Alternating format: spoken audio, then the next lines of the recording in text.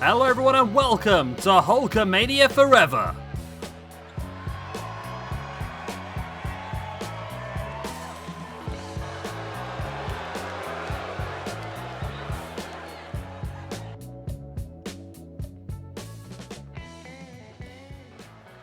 Right then, we are underway. Sergeant Slaughter versus the Iron Sheik to kick off our show. A match that I think will divide the comments, especially along the lines of Omega and MZK Punk. This should be interesting. So Sergeant Slaughter currently doing pretty well. He's +5 after 8 matches, including, of course, that Gauntlet match earlier on today. The Iron Sheik is not quite in as good a position. 22 matches, -2 so far. Which is actually -3 because I haven't updated the ranking system yet from the Gauntlet. So yeah, he's actually -3. So Iron Sheik does need this win, very much so. But Sarge has not as many matches. I did say before, didn't I, if Hogan was to win the main event this evening for the United States Championship against Kurt Angle, we will look at the people that have defeated Hogan this week, and they will be put together in a #1 contendership match. So, I mean, there's some chances here for some of these other guys to really elevate themselves, and they do need to take these opportunities. It's not very often these two guys get to showcase their ability on the channel, so when they do get the chance here, they need to take full advantage, push themselves up the ranking systems so that we get more opportunity to see them in the future. We give out equality of opportunity, and it's all down to them to take full advantage and push themselves up. I say equality, we're not even equality of opportunity, are we really? Because some people have only had one match. There you go. Sarge now working back at the arm of the Iron Sheik. So tonight's card then is a big one. It's a fun one as well. We start off, of course, with Sheik versus Sergeant Slaughter. We move on next to the Killer Bees versus the Natural Disasters. The Killer Bees have Brian B. Blair, who had Hogan's very first match. The Natural Disasters as well. Earthquake is someone who Hogan did feud with and did main event at WrestleMania against. Then we'll have Andre the Giant going up against the Big Show. Of course, Hogan faced Andre the Giant at WrestleMania 3. The Big Show, as the Giant, was part of the NWA and WCW. We've got a 3-on-3 elimination tag team match, as we'll see Brutus Beefcake teaming with Antonio Inoki and Edge. It might seem weird, then it is weird. But Brutus Beefcake, really good friends with Hogan. Edge and Hogan were former WWE tag team champions together. And Antonio Inoki and Hogan did win back-to-back New Japan tag team tournaments with each other as well. They'll be faced off against a team of Dr. David Schultz, Bob Orton, and Rowdy Roddy Piper, who were a trio in the early days of WWF and went against Hogan at the time. War Games after that, NWO. Buff Bagwell, Scott Steiner, Kevin Nash, and Scott Hall take on DX, Triple H, Shawn Michaels, Road Dogg, and Billy Gunn. And then our first of 2 massive main events, Randy Savage up against The Rock one-on-one. And then, of course, that main event of the evening, Hulk Hogan going one-on-one against Kurt Angle for the United States Championship. So lots of action tonight. Big elbow drop there by the Iron Sheik on Sergeant Slaughter, straight into the pin. The referee's down for the 1, 2. It's only a 2 count, but there wasn't a ton in that kick out, was there? There was not a lot in that kick out at all. Nice double axe handle to the back. And now Sheik wheeling Sarge back up to his feet. Takes him up. Big Saito suplex. There's the pin once again for the 1, 2. Only a 2 count.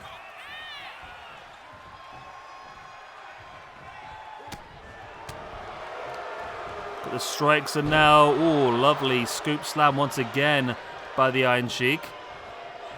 Dragging Sarge into the middle of the ring.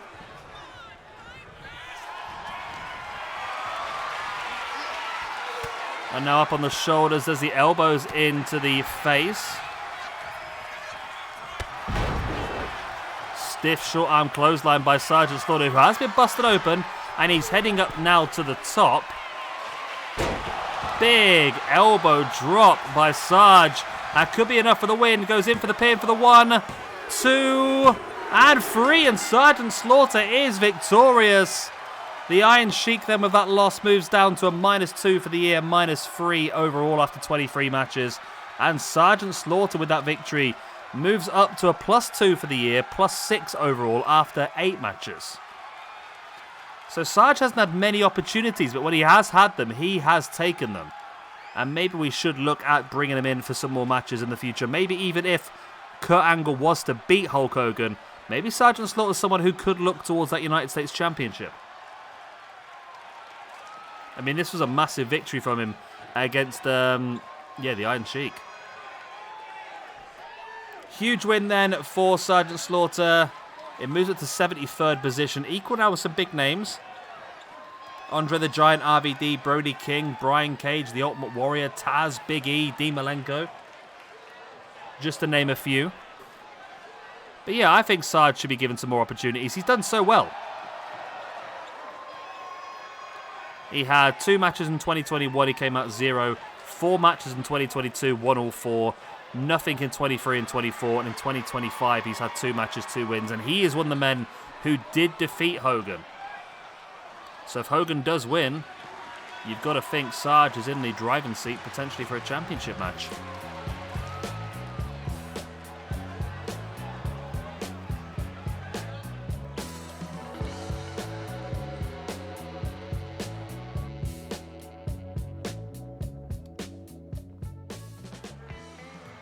And here we go then, tag team action, the Killer Bees.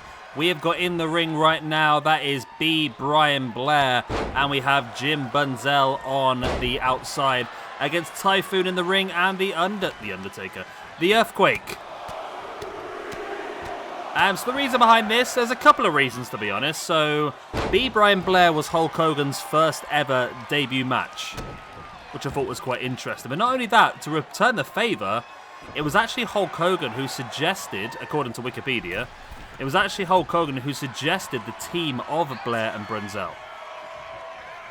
He said because they were a similar build, that the team had a special gimmick and referred to as the Mask Confusion, where both wrestlers put on identical masks during the match to confuse the opponents, and referees usually to win that way. Despite this normally being used as a tactic by heels, the Mask Confusion idea was given to Blair by Billy Red Lyons. I never heard of him before. Okay. Who used it in Maple Leaf Wrestling as a singles wrestler. There you go. So in now comes Earthquake, who we did see have a massive impact on that gauntlet match earlier on. So if you haven't watched that, make sure you go and check that one out. Big Samoan drop there on B. Brian Blair by Earthquake. I don't think we've actually seen a ton of the Killer Bees. I want to say we've seen a couple of matches as part of the original Tag Team Championship tournament. Right, Killer B. Right, the Killer Bees have had 3 matches and a +1 overall. All 3 matches were in 2021, which I assume were part of our original Tag Team Championship tournament. Just looking as well, the Midnight Express. We used tons of the Midnight Express in 2021. They had 16 matches because I think they were one of our very first Tag Team Champions. 16 matches they had in 2021. And we've used them once since in 2022. That's awful. We need to get some more action out of the Midnight Express, then, don't we, really? Natural Disasters, tag team-wise, they currently sit on 1 match, 1 loss. That's it. Which, again, looks like it was back in the original Tag Team Championship tournaments back in 2022. 2021 even, shall I say. As Earthquake now up on the top. What is he planning? In with a big double axe handle, flattening B. Brian Blair, and Jim Brunzell was asking for the tag, and Earthquake does very well to completely separate him off, and this could be a bit of a whitewash here at this point. Again, I should stop using that phrase in a Hogan-based pay-per-view, shouldn't I really? But there you go.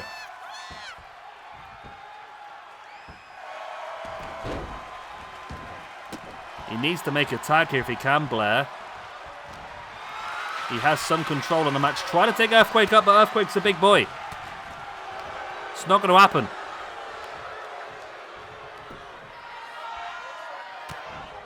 There's the strikes into the gut now by Brunzell. He needs to get across and make the tag if he can. Step up into Guri wasn't great. I think he missed it. Earthquake, send him off. Ooh. Fights back, and now Earthquake does have him though. And again, just throws him to the ground. It's not going well for the Killer Bees at this point in time.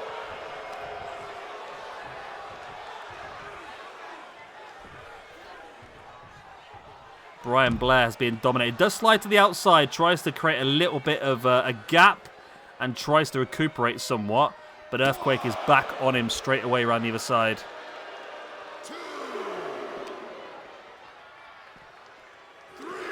Earthquake sending Blair into the apron. Now a headbutt into the back of the head as well.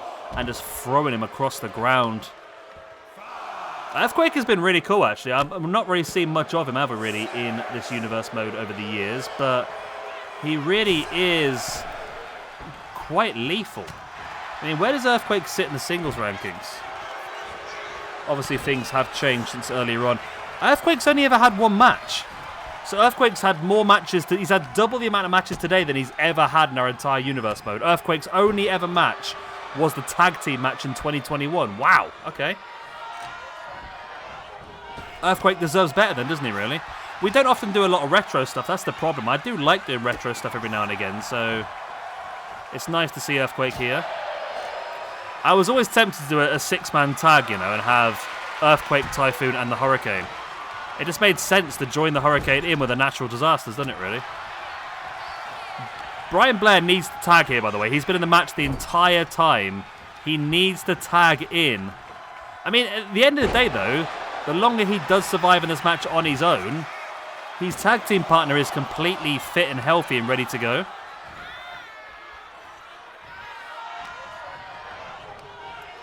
Blair now sending Earthquake off the ropes. They go shoulder to shoulder, and there's a lovely drop kick.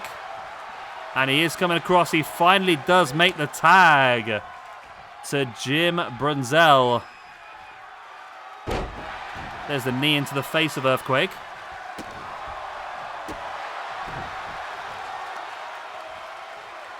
Brunzell now in control. But Earthquake rolling him through. Into the corner, and here comes the tag. A bit of tag team work here by the two big men. Oh, hello. Oh my god, okay. Okay, well that's a series of broken ribs. My word, that would do you in, that, wouldn't it? Typhoon up on top as well. What on earth is Typhoon after? Oh, okay. Typhoon went for a shoulder block. Jim Brunzell saw it coming and turned it into a power slam. And now taking Typhoon up. Looking for the power driver. Typhoon able to break free and send him over his head.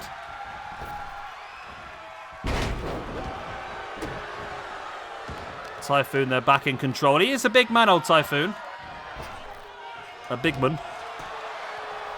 Clubbing blow into the back of jumping Jim Brunzell. There's the boot in the spine as well before now just choking out the grounded man. I'm assuming if I look at Typhoon, it's going to be the same situation then as Earthquake, isn't it? Because I can't see we've used Typhoon for any other reason. Yep, Typhoon, one match, one loss, and that was the match in that Tag Team Championship tournament. Okay. And then Killer Bee-wise, Jim Brunzell, yeah, 3 matches, 1 win. Well, 3 matches plus 1 overall. So 2 wins and a loss, really.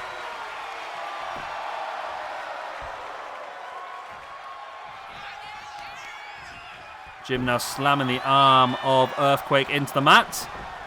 Rolls him over. And a big knee strike into the face.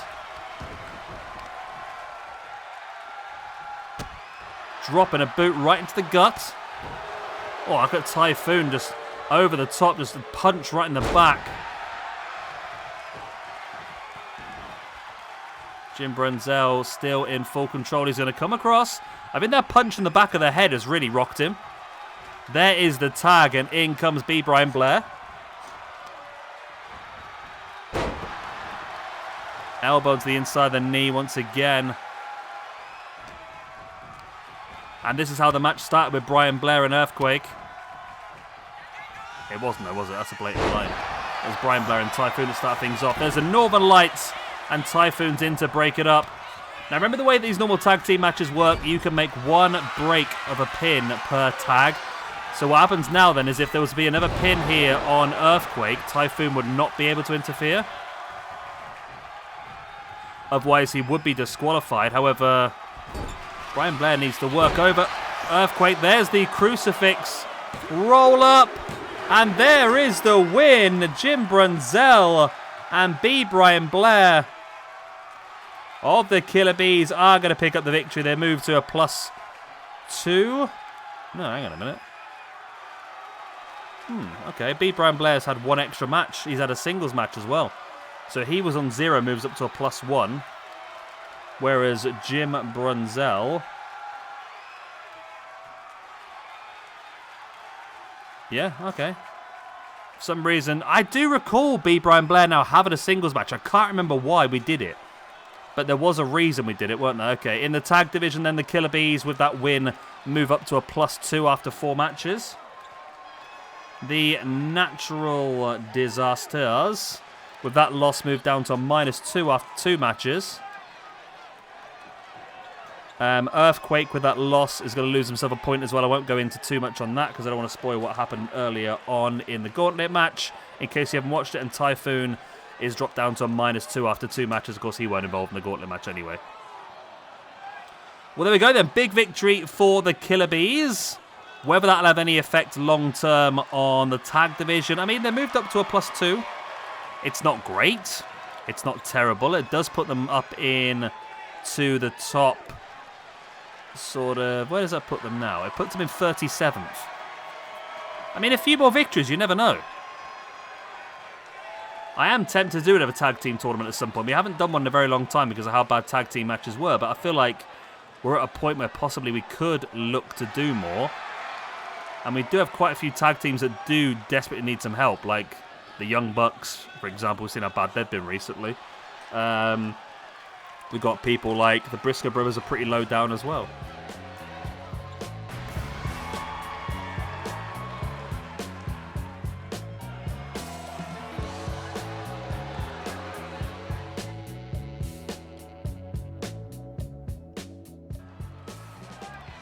And here we go, and the two giants will collide. Now, these two have been used to the tag team in the past as well in our Universe mode.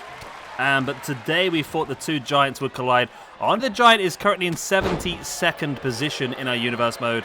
+6 after 26 matches. The Big Show himself, though, is right up there. Right then, not sure what happened there, but we're back.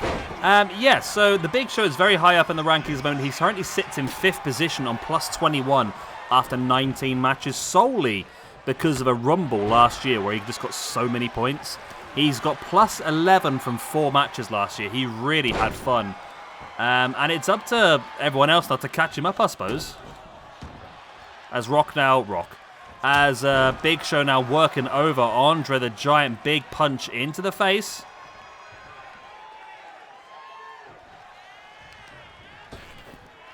Andre being brought back into the ring the hard way now by the Big Show. I wanted to use like classic Giant from WCW in this match, but I just couldn't find a good core. There was a couple, but they didn't look like 100% great. As Andre now with a choke on the grounded Big Show. I see old Bobby Heenan on the outside throwing weapons in, trying to distract the referee, trying to distract the Big Show and make things a bit easier for Andre.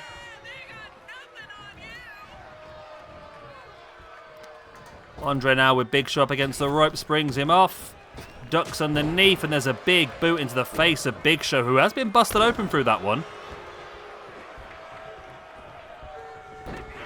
Big Show now fighting back into the face of Andre. Cheeky little roll-up.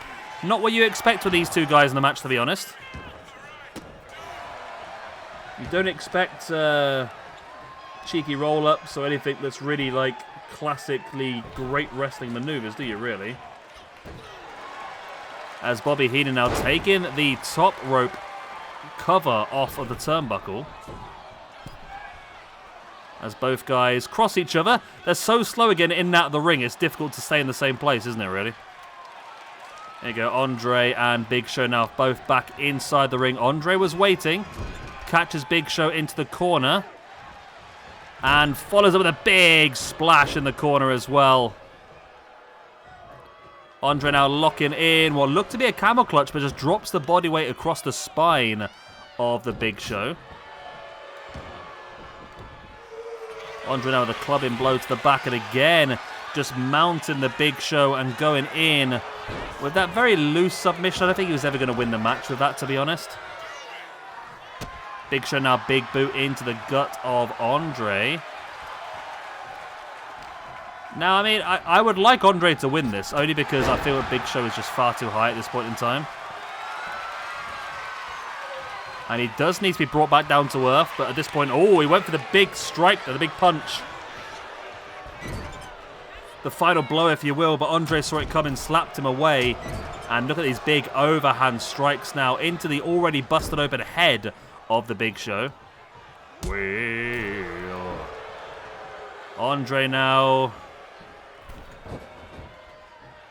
Big Show looks tiny when he's in the ring with Andre, doesn't he, really? He just looks like a normal guy. He's just a normal man.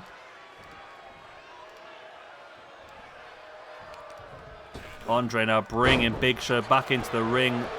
Over the top, drops into the pin. Oh, it's a lot closer to a 3 than I thought it was going to be for what had transpired beforehand. Andre, now there's the big splash, and I think that might be game, set, match. Not the most entertaining match when the two giants come together here. I tell you what, Bobby Heenan might have just buggered over Andre here. By taking that top turnbuckle pad off, he has delayed the referee from coming over and counting. But it doesn't matter. Big Show would have stayed down for a 10 count there, and Big Show has lost. That puts him down. How has that worked then? Okay. I might need to check this. For some reason, the Big Show has got a bonus point this year, but he's got no wins or losses. What's the Big Show been involved in? He's obviously done something for us. Okay. I'm not sure. Let me know if you remember. That puts him down then to a minus... No, it doesn't. Start that again. That puts him down to a plus 19. Andre with that victory. He's had a decent year, Andre, now. Plus 2 from 3 matches. Moves up to a plus 7, which does put him up to close to the top 50. It's 58th he's in now. So there we go. In the clash of the Titans, it is Andre the Giant who comes out on top of the Big Show.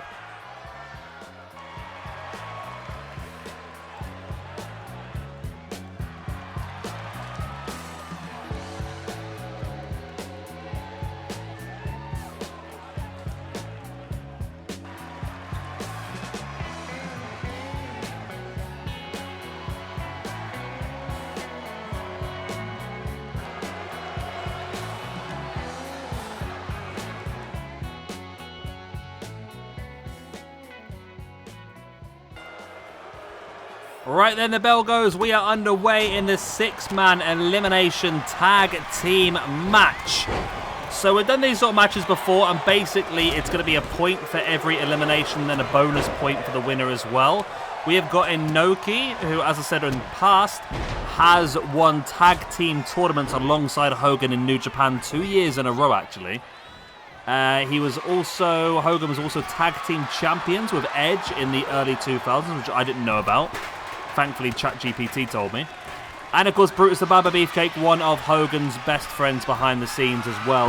Going up against the trio of Cowboy Bob Orton, we have got Rowdy Roddy Piper and Dr. David Schultz.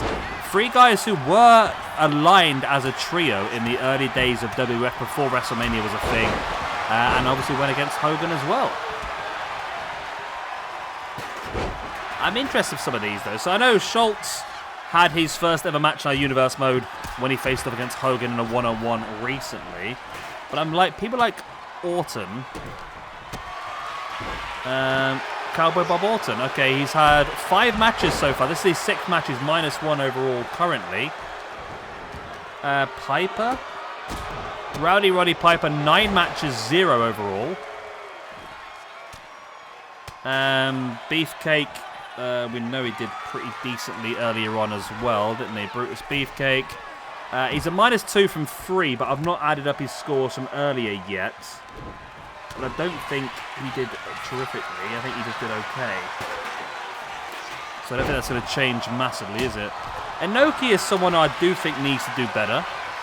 He currently sits on 0 after 16 matches. He had them pretty well, and then 2024 happened. He ended up at -4. I think that was from the G1 Climax. And then Edge, I think, is pretty low down as well. Edge currently sits... Oh, no, Edge is on +5 after 32. So it's not terrible, but he still would want to be higher than that, obviously. Edge with the execution DDT on the outside. On Bob Orton. And that's it. Edge does get the elimination. Interesting there that Edge has just eliminated Cowboy Bob Orton. And, of course, Edge is currently one half of the YouTube Tag Team Champions alongside Randy Orton. So, Edge has just eliminated his Tag Team Champion partner, his father. Interesting. Edge now dropping Roddy Piper face first. I would like Inoki to get some of these eliminations, if not all of them. Now it's 3-on-2. I can't see the other team coming back into it. Edge has just speared the life out of Piper. That's going to be another elimination for Edge, isn't it? No, only a 2 count. Okay.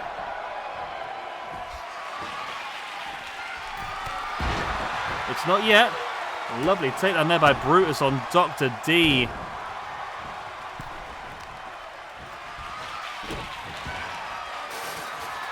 Remember, it is no disqualification. Not because I want it to be, but because the game forces it on you.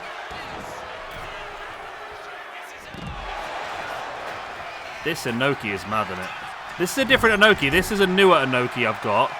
That's supposed to have a better moveset, but still rocking out some crazy stuff I don't expect to see from him. That is the elimination, though. Inoki does get it. Okay, looks like we're going to have the win here then, aren't we? So that elimination for Inoki puts him up to a +1 after 16 matches. So it's now 3-on-1. It's Inoki, Edge, and Brutus Beefcake versus Dr. David Schultz. Edge with the reverse suplex. Edge so far has got both eliminations. Is he going to get all 3? Come on, Edge. Yeah, no, he hasn't got all 3. What am I on about? Inoki got the second one. I'm tired. Bless me, you know. Once again, surprise, surprise, I've overcommitted. I've ended up doing too many videos this week, and now it's 2 o'clock in the morning on a work night, and I'm still bloody recording videos. Classic shabby, eh? We still have 3 more matches left for you after this one, by the way. We have the War Games up next. NWO versus DX. Then we've got Randy Savage versus The Rock before that main event of Hulk Hogan versus Kurt Angle for the United States Championship. Brutus Beefcake gets a pin, and they share the wealth. Okay, so that win for Inoki puts him up to a +2 after 17 matches. That's good for him. For Edge, then, that win puts him up to a +7 after 33 matches. Just realised I've done that wrong for Inoki, haven't I? It's fine. It's still the right score. I just put the wrong... There we go. That's fine. And then Brutus Beefcake. So they all got 1 elimination each, which is nice, isn't it? Sharing the wealth. Beefcake. 6-man tag victory and elimination. That puts him up to a 0 after 4 matches. And on the other side then, Dr. Schultz. He moves down to a -2 after 2 matches. Cowboy Bob Orton. He moves down to a -2 after 6 matches. And finally, we had Roddy Piper, who moves down to a -1 after 10 matches. So there we go. Let's update the rankings. That's good for Inoki. He's just had a massive rock up now. He now moves into 201st position. Not great, but he needs some more wins. He's actually, I mean, that's a... The 3 people in the rankings together here are Marufuji, Kenta Kobashi, and Antonio Inoki. That is one hell of a triple threat if we ever get round to it. Right then, good win for the 6-man tag of the Hogan's Friends, I suppose.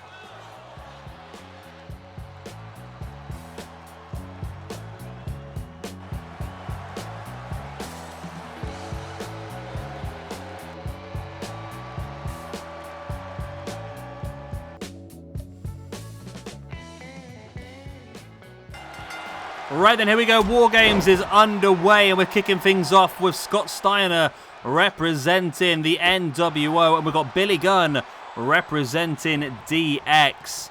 I feel like all these people we've seen a bit of. I mean, Scott Steiner was only in a War Games match recently, wasn't he? As recent as last week in the main event Mafia TNA version. Scott Steiner's actually in 55th position of rankings on +7. Billy Gunn, the one Billy Gunn, is currently on +2 after 9 matches as well. I'm just trying to think. I know Shawn Michaels is low. One person I don't really know much about is Buff Bagwell, because I don't think we've used him barely at all, have we? Buff Bagwell has had 3 matches in the past, 2 in 2021 and 1 in 2022, so I think it was pretty cool to use him. I managed to find the NWO one I thought was really cool. I can't remember who I gave the advantage to. I think it might be NWO. I think I always try and give the advantage to the heel team first, because that's just how it works, isn't it, really?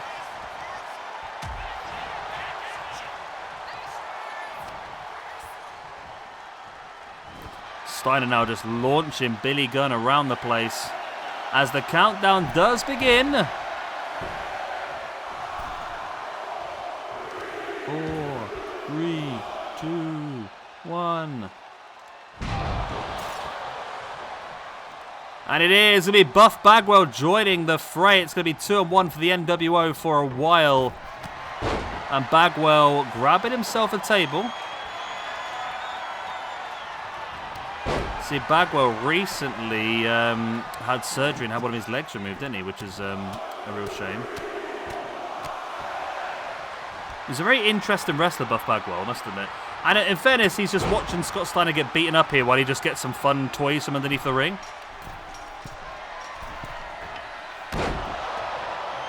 Is that enough? It is enough, okay. It's got a sledgehammer, kendo stick, steel, a table. I don't know when the countdown begins to the next person. Is it when Bagwell enters the ring or when he was released from the cage? Because in theory, I feel like there might be a DX member coming pretty damn soon. But Billy Gunn is in control of both of them. There's the Fame-Master. Billy Gunn is dominating the NWO here. Wow, Billy Gunn. Taking Steiner up on the shoulder. Drops him face first across the top turnbuckle. I am stunned by how much Billy Gunn is dominating this match, you know. And here comes the countdown. It's time for the Road Dogg, Jesse James. With the badass Billy Gunn. The New Age Outlaws are in the ring. Well, they will be pretty shortly. Of course, the New Age Outlaws are actually part of the upcoming DLC, aren't they? The next one that comes out, which will be pretty cool.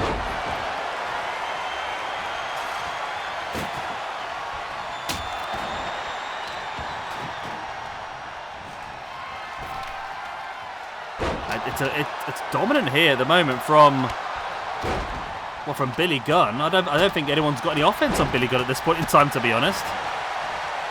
Road Dogg sending Buff Bagwell face first into the table that was on the ground. Road Dogg now has the table. He's going to set it up against the ropes. As Bagwell, I think he might have been considering going for a scoop stand through the table. He's got him up once again. They threw him over the table there, I think. Another Fame-Master by Billy Gunn on Scott Steiner. Of course, you cannot pin anybody until all 4 members of both teams have entered the match. But at this point in time, I feel like Billy Gunn is doing the damage early on to make sure it's quite a simple victory as soon as everyone's in the ring.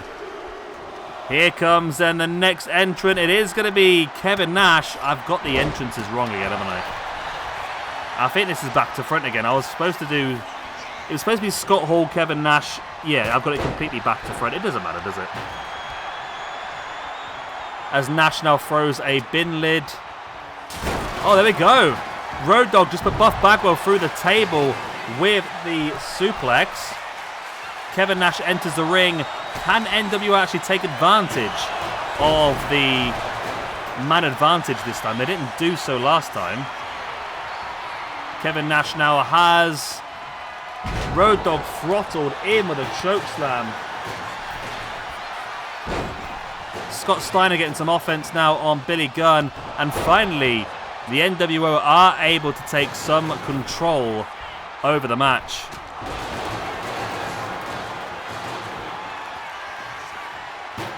Spinning powerbomb by Scott Steiner on Billy Gunn. So next up we've got Shawn Michaels and Triple H inside the cage. Michaels needs this win. He has been terrible in this universe mode. We give him opportunities and every time he's awful. He currently sits down in 1023rd position on -5 overall. I mean, there's some bad ones. Nakamura's on -4, Vader's on -4, Kevin Owens on -4, Claudio on -4. It's Shawn Michaels to enter next then. Makes his way down the steps. Is he going to grab some hardware before entering the ring? Why not, Shawn? Treat yourself. Oh, no, he's going straight in. I thought he'd treat himself, but there you go.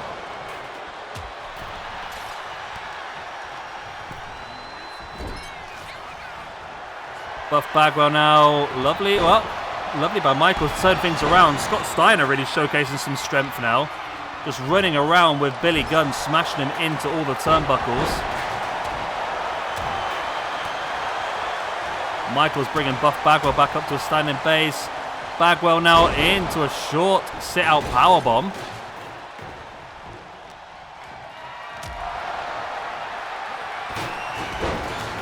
So we're even on the numbers now. We've got Scott Hall and Triple H left to enter. Bagwell now taking Michaels up again. Running sit-out powerbomb.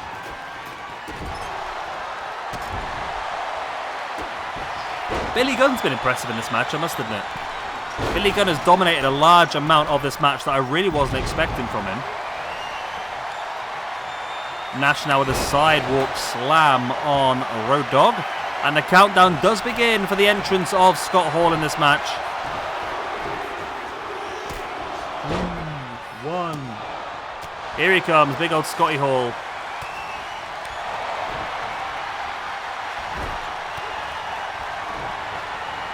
And the numbers advantage once again with the NWO now. 4 on 3 for a short period of time until Triple H is released. I'll tell you what, Scott Steiner's moveset's pretty cool. The longer this match has gone, the more and more Scott is really coming into the match.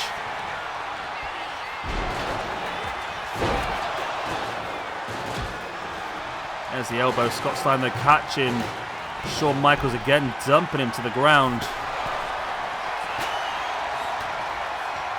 Put him in the back by Billy Gunn. Road Dogg now going for a bit of rock and roll. It amazed me, we've got like 7 people in the ring and they're all deciding we're going to cramp into this one ring. There's a whole empty ring to the side of them, but like, no, we're going to all be in the same place. Why spread out? Why make it easy for ourselves and the cameras? Why? Buff Bagwell's done pretty cool. I don't know what to do with Buff. I would like to use some of these guys, but I really just think about it sometimes. Like, what do we do with Buff? Can somebody think of a singles match with Buff Bagwell that makes sense?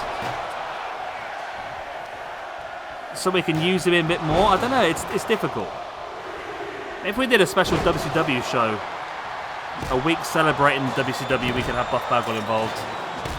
As here comes Triple H, and as soon as Hunter does enter the ring, the bell will go and this match will be live, and first pinfall or submission will be enough to go for it.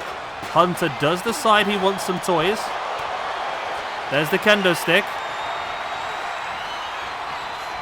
As Scott Steiner flattens Road Dogg. The bell goes, we are underway. First pinfall or submission will now win it.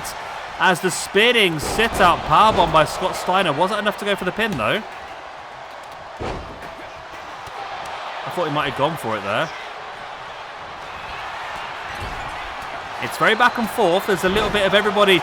Billy Gunn, though, once again hitting the Faymaster, but doesn't go for the pin. Brings Scott Steiner back up to his feet. As Scott Hall now looking for the Razor's Edge. on the Road Dogg, and again doesn't go for the pin. Okay, interesting.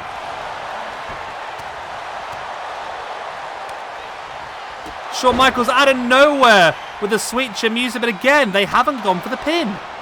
Why? Why, oh why, Delilah? My, Delilah.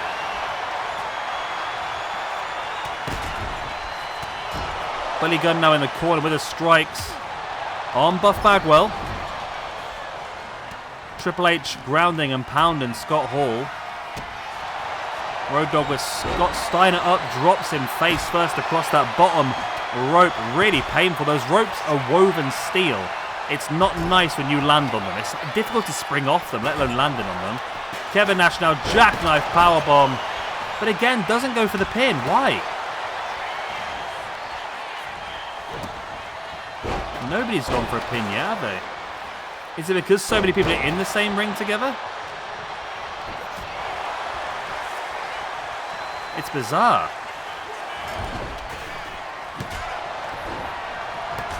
I don't think if anyone went for the pin, they'd actually win it at this point because everyone's so close together, it would get broken up. But there we go. Finally, Nash does go for a pin. And I'll be honest, there's no one there to break it. Was it counted? I didn't hear it get counted. Look at that Nash just rocking him. Again, I can't hear the referee counting. Scott Steiner with a pin. That is it. Scott Steiner pins the Road Dogg. I was listening for the referee's count. He finally got there. Yeah, Michaels lost again. Michaels moves down to a -6. What can we do for Michaels to help him? Is there any help in this guy? Triple H with that loss moves down to a +3. Road Dogg with that loss moves down to a -4. And the one Billy Gunn with that loss moves down to a +1. I don't know how Billy Gunn has done so well compared to Road Dogg, to be honest, because normally I would only use these guys as part of a tag team, but evidently were. On the other side then, Kevin Nash with that win is going to move up to a -1. Scott Hall / Razor Ramon is going to move up to a +1 overall. Big Papa Pump, Scott Steiner with that win moves up to a +8 overall after 19 matches. And Buff Bagwell with that win moves up to a +2 after 4 matches. Well, there we go. Big victory then for the NWO over DX here at Hulkamania Forever. And we still have 2 more massive singles matches coming up for you. First of all, Randy Savage versus The Rock before our main event of Hogan versus Angle for the United States Championship.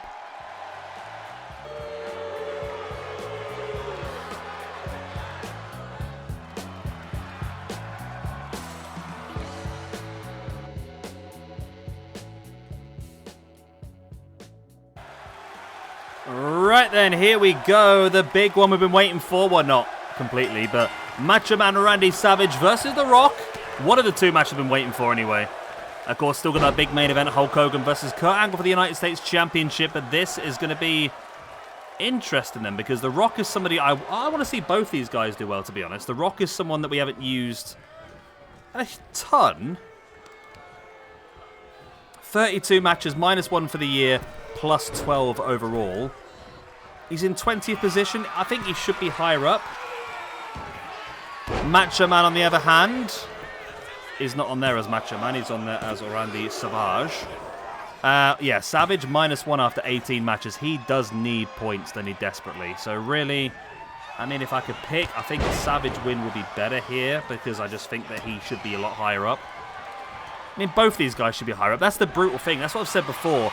That's why so many people like Shawn Michaels and that are so low down the rankings, because they only get given really difficult matches, and it is difficult to win them. I mean, if I was to start putting Shawn Michaels against some terrible people to help him get his points up, it would really work, but the matches would not be that entertaining to watch, I shouldn't imagine. I mean, we could just knock out some episodes of Dark every now and again just to try and build some people up. try and reduce some people down as well. We've got a few people that I think are a lot higher than they should be. Ace Romero is one of them that's just really, really massively high in the rankings for no apparent reason. I think he had 1 or 2 really good battle royals or that sort of stuff. Because that's the thing, he's a giant, so giants do have things a lot easier in these bigger matches, I'm pretty sure. Because they can't be attacked by certain things. They're really overpowered giants, which is why the Big Show and Andre have done so well in these multi-person matches as well. Rock with a pin after the spine buster. Oh my god. That was closer than I thought it should have been for this point in the match. Rock now brings Savage back up again. Looking for a rock bottom pretty early on as well. That would have surprised me if he pulled that one off, but Savage now Rock up on the shoulders. Rock fighting back with the elbows into the head. And now in with a DDT. And now looking for a bit of ground and pound.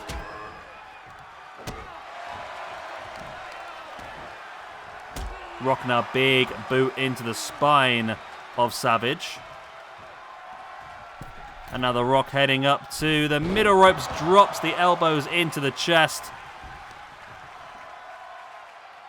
And now raking the foot across the face of Savage as well.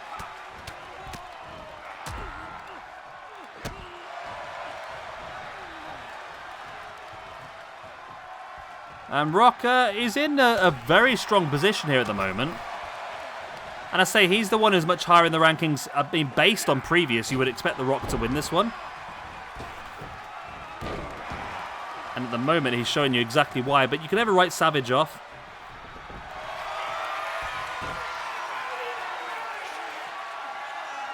And it's a loose submission here by the Rock. I don't think he ever intends to win here. I think this is more just a chance of taking a breather and trying to keep control over Savage. But Savage able to fight back. And a big, strong strike into the face. There's the pin. Again, I don't think Savage is going to win it here.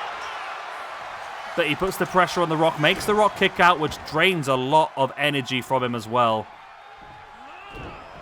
Savage now with the arm breaker brings the Rock back up to a standing base. Strikes in the gut, one round the face, and a very stiff one over the back as well.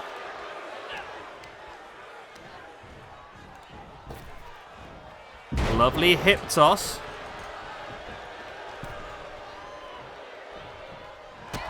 Rock now boot into the leg. Drop in Savage and a cheeky roll up.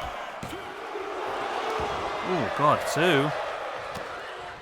Rock with a strike in the face now around the back of Savage. Drops him in with a Manhattan drop. That is so painful. If you've ever landed on that part of your back and you get the jolt for your entire body, you know exactly how painful that can be. Stiff clothesline there by Savage, flattening the Rock. Savage now again with the strikes. Never really noticed Savage really going for many strikes like this in the past, but Savage now will suplex in the Rock into the middle of the ring, and he's perfectly positioned for the elbow drop, but Savage decides to go for the pin instead. Again, only a 1 count. Rock really showcasing his wherewithal to kick out of that, and Savage is now up on the top though, looking for that big elbow drop and lands it perfectly on the Rock. He's got to go for the pin for the 1, 2... No, only a 2 count. The Rock able to break free. Savage now stalking the Rock, slowly back up to his feet. What has Savage got planned now? Big knee strike into the face. Oh, that running elbow is lethal. The point of the elbow straight into the forehead of the Rock, and the Rock busted open instantly. Now there's the pile driver middle of the ring. This could be Savage's match now. Rock dominated for so long, but Savage has really turned this one around, and Savage picks up the 3 count. Big win for him. He needed that. Okay, 2 wins for Savage this year. There are 2 singles victories for Savage. I think he beat Hogan, and now he's beaten The Rock. The only match that Savage has lost so far this year was the tag team match alongside Hogan. But Savage now moves up to a 0 after 19 matches. And The Rock then, with that loss, is going to be moving down. Where is he? So many Rocks. The Rock, there he is. It's a -2. 2 losses from 2 matches so far this year for The Rock, which would be disappointing for him. And again, you see things like that where he hit the spine buster. He was perfectly positioned for the people's elbow, but went for the pin instead. And if he'd actually gone for the people's elbow, he might have actually gone on to win the match. Here's the big elbow. I thought this was going to be enough to finish it off, to be honest, but Savage was not able to clear it. It was only a 2 count. But that was just the sort of exertion The Rock had to do to survive in this match. Eventually, it was just one move too many, and that was this power driver right here, dropping The Rock right on his head, compressing the neck. He'd already compressed the spine with the Manhattan drop earlier on, and that was enough for the 3 count.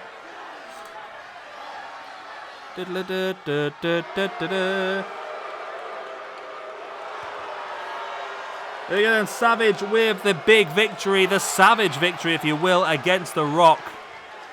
I did have The Rock pinned down as a favourite there, to be honest, but Savage now 2 wins from 2 have been quite impressive.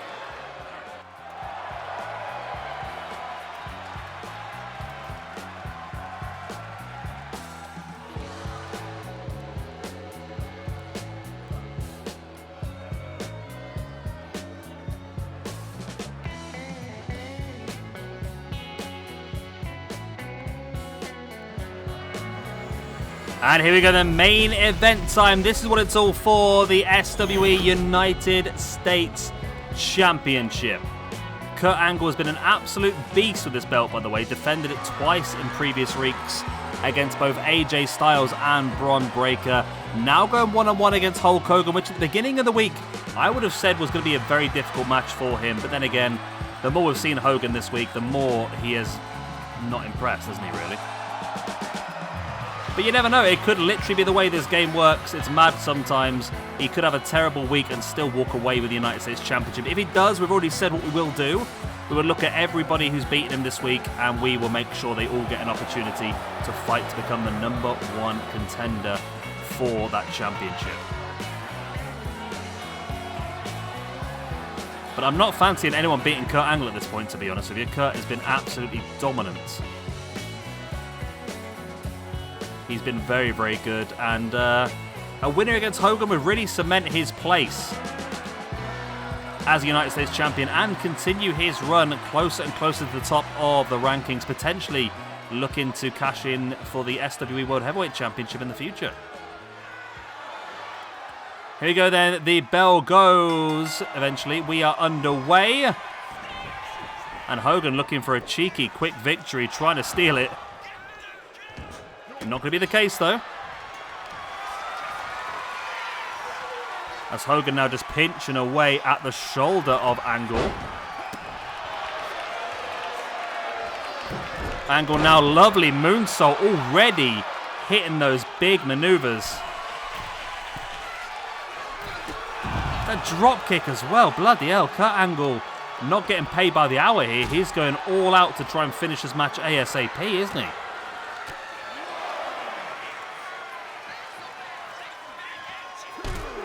Nice elbow drops by Hogan as well.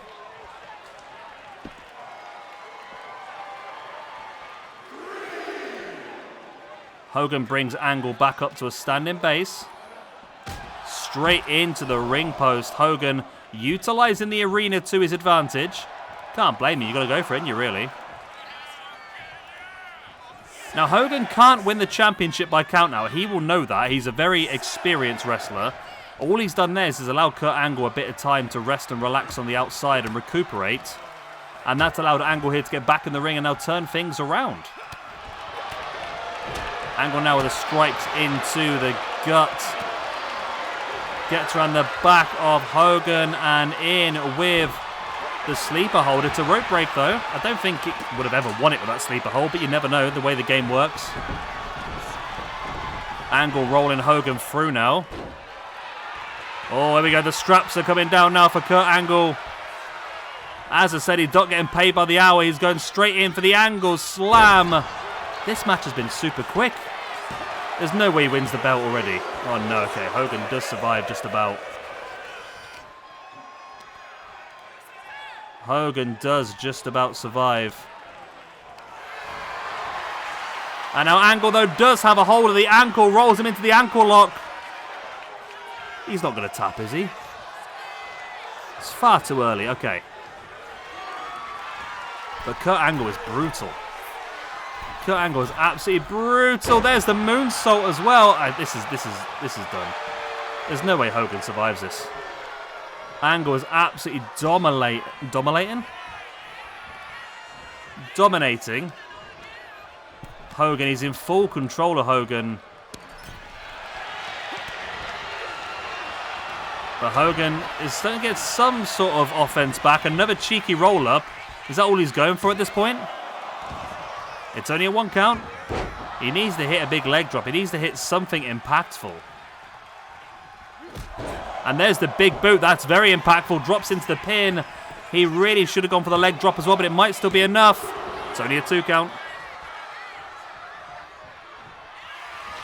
And here is the atomic leg drop. We could have a new... Oh, it's missed. Okay. I was about to say we could have a brand new United States champion, but Angle managed to avoid the atomic leg drop. There's the elbow drop. Elbow drop. The elbow... I told you, mate, I'm tired. Let me go to bed. Discus lariat attempt. Angle was able to avoid it. He gets a strike in the gut. Hogan, though, catches Angle, takes him up. Powerbomb position, middle of the ring, before dropping him neck first across that top rope. There's the pin now by Hogan. Oh, it's a 2 count, but there wasn't much in that kick out, I must say. That was a weak kick out by Angle. His energy is draining. Every time you do pin someone and they have to kick out, it just takes a little bit more energy because you've got to lift your opponent's body weight off of your chest. It's not an easy thing to do. Angle now bringing Hogan back up. Hogan fighting back as a boot in the gut. Strike in the face, then went for the sleeper. Angle rolled him through. Remember, this is champion's advantage, so if this match does end on the outside like this, Kurt will still walk away with the championship. He knows he can win this by count now with no problems.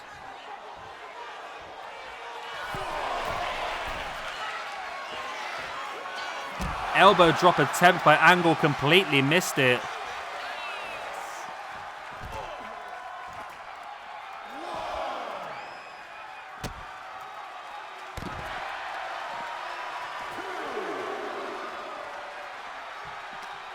Referee count on the outside. Of course, the count got reset when Angle dived to the outside. Angle now entering the ring again. Hogan quickly behind. And now Angle has the leg hooked once again in with the ankle lock, but Hogan was close enough to grab the ropes. Angle now... Oh, he's gone figure 4. Okay. But again, really close to the ropes, isn't it? And Hogan able to break free with the strikes into the knee. There's the scoop slam. Hogan, high impact maneuver. Of course, he went for the atomic leg drop earlier on in the match and missed it. And there's the big boot. He could be going for it again. Go for it. Go for the leg drop. Nope. Okay, maybe not. That's what you get, Hogan. If you just actually gone for the leg drop, you might have had a chance, but you were too busy faffing. Angle now with the pin on 2. Okay. Well, it was the straw that broke the camel's back, but it's another disappointing performance from Hulk Hogan tonight. In the week that was supposed to be celebrating his career, it's just been a bit dampening. I mean, he finishes the week on a -5 for the week, which is really bad. He's had 15 matches, sorry. 15 matches. He finishes things on a -5. So what's that? 5 wins, 10 losses? It's bad, isn't it? Really bad. He's finishing the week on a +9 overall. It still leaves him in 33rd position. He's going to get overtaken by Kurt Angle with that victory, who now moves up to a +11. So Kurt Angle up into 25th position, Hulk Hogan down into 33rd. It's just not been Hogan's week. I don't know what it is, because he's one of the highest rated guys on the game, but for some reason, be it his moveset or whatever it is. He just doesn't seem to have enough to get those finisher maneuvers. If he'd just gone for the leg drop here, it would have been it. But he faffed about with strikes and kicks, and it was a bit stupid, wasn't it? There we go. Kurt Angle got up, dropped him with a pin. And there we go, Kurt Angle. I think we're going to give Kurt a bit of time off here. He's defended the United States Championship 3 times now in the last month. He beat Bron Breakker. He's beat AJ Styles. He's now beat Hulk Hogan. Who can beat Kurt Angle? That's the big question. Who can beat Kurt Angle? Well, there we go. That is the end of our Forever Hulkamania pay-per-view. I hope you have enjoyed it. Of course, if you have, hit the like and subscribe, all the other good stuff. And I will see you again next week. Next week, we are going to be doing SummerSlam. A little bit of everything. Some current day, some retro, all that sort of stuff. So make sure you check it out. I'm hopefully not going to do as many matches this week because I've almost killed myself this week doing it. Hence, it's 2 o'clock in the morning still. What have I got planned in? Let me just throw some matches at you. CM Punk versus Brock Lesnar in an Underground Championship #1 contendership match. Finn Balor versus the British Bulldog for the European Championship. We've got the Lucha Brothers versus the Hardy Boys for the Tag Team Championships. Rated RKO will be defending the YouTube Tag Team Championships as well. Bret Hart versus Shawn Michaels versus Mr. Perfect versus Owen Hart Intercontinental #1 contendership. So lots of really cool matches coming up for you next week. I'm going to love you and leave it in. Good night. God bless. I'll be the same. Bye-bye.